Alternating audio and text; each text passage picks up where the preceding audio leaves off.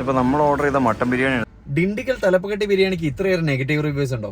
നമ്മളെല്ലാവരും പലതരം ബിരിയാണികളെ കുറിച്ച് കേട്ടിട്ടുണ്ട്. അപ്പോൾ അത് നമ്മൾ ലിസ്റ്റ് ചെയ്യുകയാണെങ്കിൽ ലക്നൗ ബിരിയാണി, ഹൈദരാബാദി ബിരിയാണി, മലബാർ ബിരിയാണി, തലശ്ശേരി ബിരിയാണി, അമ്പൂർ ബിരിയാണി, ഹോസ്കോട്ട ബിരിയാണി, അങ്ങനെ ഒരുപാട് തരം ബിരിയാണികൾ നിങ്ങൾ പലരും കേട്ടിട്ടുണ്ടായിരിക്കും. ഡിണ്ടിക്കൽ തലപ്പക്കട്ടി ബിരിയാണി എന്ന് പറയുന്നത് തമിഴ്നാട്ടിൽ തന്നെ ഏറ്റവും ഫേമസ് ഉള്ള ഒരു ബിരിയാണികളിൽ ഒന്നാണ് ഡിണ്ടിക്കൽ തലപ്പക്കട്ടി ബിരിയാണി.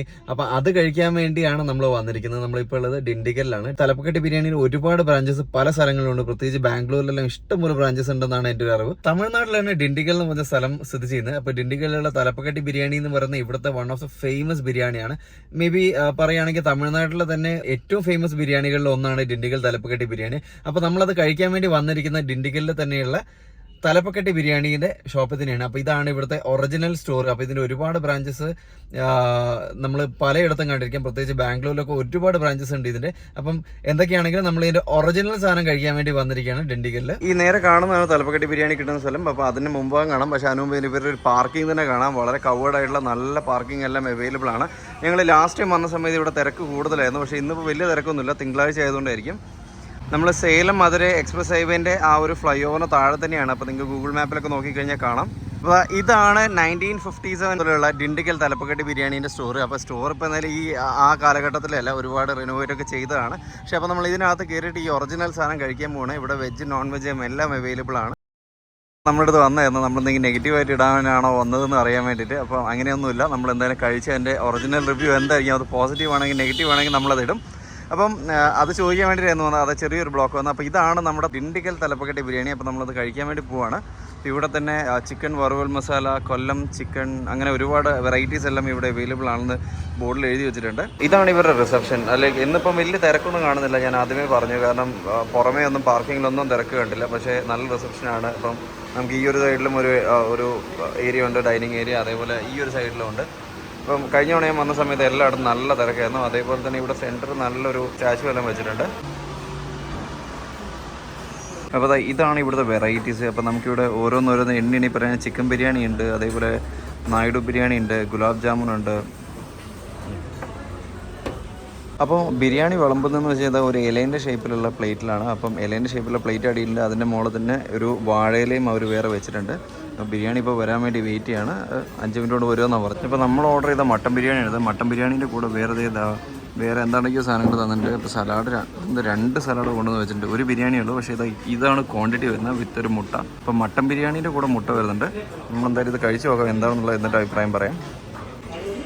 ഇപ്പോൾ മട്ടൻ ബിരിയാണി വന്നു. നമ്മൾ തന്നെ സെർവ് ചെയ്തു, അല്ലെങ്കിൽ അവരല്ല ചെയ്തു തന്നത്. ഇപ്പം മട്ടനെല്ലാം നല്ല അടിപൊളിയായിട്ട് കിടക്കുന്നുണ്ട്.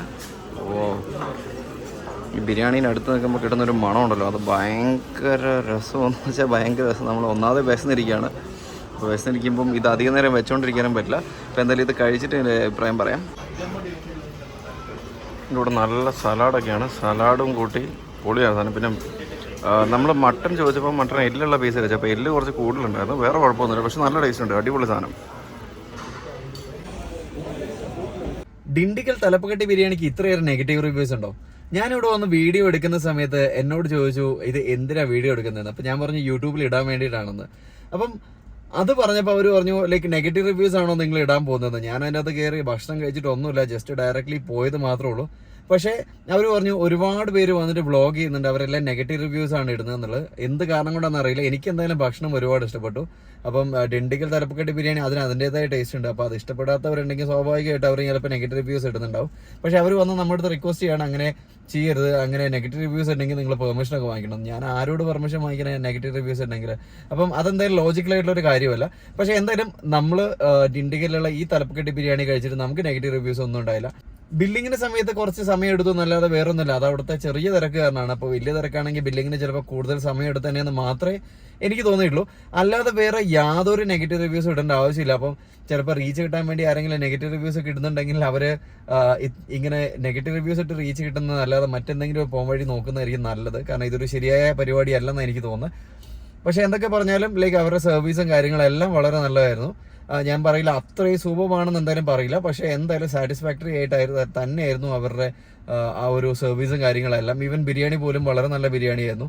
അപ്പം ഞാൻ മുമ്പും ഇവിടെ വന്ന് കഴിച്ചത് കൊണ്ട് തന്നെ എനിക്ക് നന്നായിട്ട് അറിയാം ഇവരുടെ ടേസ്റ്റ് എങ്ങനെയാണെന്നുള്ളത്. അപ്പം നമ്മൾ ഇത്തവണയും ഇതുവഴി ഈ ഡിണ്ടിക്കൽ വഴി പോകുന്ന സമയത്ത് ഇവിടെ ഉച്ച സമയം ആയതുകൊണ്ട് തന്നെ ഇവിടെ ഒന്ന് കയറി ഡിണ്ടിഗൽ ബിരിയാണി തന്നെ കഴിച്ചേക്കാന്നുള്ളതിലാണ് നമ്മളിവിടെ കയറിയത് പോലും. അപ്പോൾ ഇതിനെക്കുറിച്ച് നന്നായി അറിയാവുന്നതുകൊണ്ടാണ് ഞാനിവിടെ വന്ന വീഡിയോ എടുത്തതെന്നുള്ളതും മറ്റൊരു സത്യാവസ്ഥയാണ്. അപ്പോൾ എന്തായാലും നെഗറ്റീവ് റിവ്യൂസ് അനാവശ്യമായിട്ട് ഇടുന്നവർ അങ്ങനെ ചെയ്യാതിരിക്കുക. ഈ വീഡിയോ നിങ്ങൾക്ക് ഇഷ്ടപ്പെടുമെന്ന് വിശ്വസിക്കുന്നു. അപ്പം ബിരിയാണിനെ കുറിച്ച് കൂടുതലായിട്ട് ഒന്നും പറയാനില്ല. ബിരിയാണി കഴിച്ചു നോക്കി, വളരെ നല്ല ബിരിയാണിയാണ്. എങ്ങനെയാണ് ബിരിയാണി കൊണ്ടുവന്ന് വരുന്നതെന്നും അതേപോലെ തന്നെ ബിരിയാണി കാണാൻ എങ്ങനെയാണ്, എന്തായാലും രുചി പറഞ്ഞ് ഒരു പരിധിക്ക് അപ്പുറത്തേക്ക് എന്തായാലും പറഞ്ഞറിയിക്കാൻ പറ്റില്ലല്ലോ. അത് നിങ്ങൾ വന്ന് കഴിച്ച് അല്ലെങ്കിൽ എപ്പോഴെങ്കിലും ഇതുവഴി പോവുകയാണെങ്കിൽ ആ സമയത്ത് വന്ന് ഇവിടെ നിന്ന് കഴിച്ച് തന്നെ മനസ്സിലാക്കേണ്ടതാണ്. അപ്പോൾ ഓരോരുത്തർക്കും ഇഷ്ടപ്പെടാതിരിക്കും. അതൊക്കെ അവരവരെ ഡിപ്പെൻഡ് ആയിട്ടാണ്. അവരവരുടെ അഭിപ്രായ സ്വാതന്ത്ര്യത്തെ എന്തായാലും നമ്മൾ ചോദ്യം ചെയ്യുന്നില്ല. അപ്പോൾ എന്തായാലും എന്നെ സംബന്ധിച്ചിടത്തോളം വളരെ നല്ല ബിരിയാണി ആയിരുന്നു. അപ്പം ഈ വീഡിയോ ഇഷ്ടപ്പെട്ടെന്നുണ്ടെങ്കിൽ നമ്മുടെ ചാനൽ സബ്സ്ക്രൈബ് ചെയ്യാൻ മറക്കണ്ട.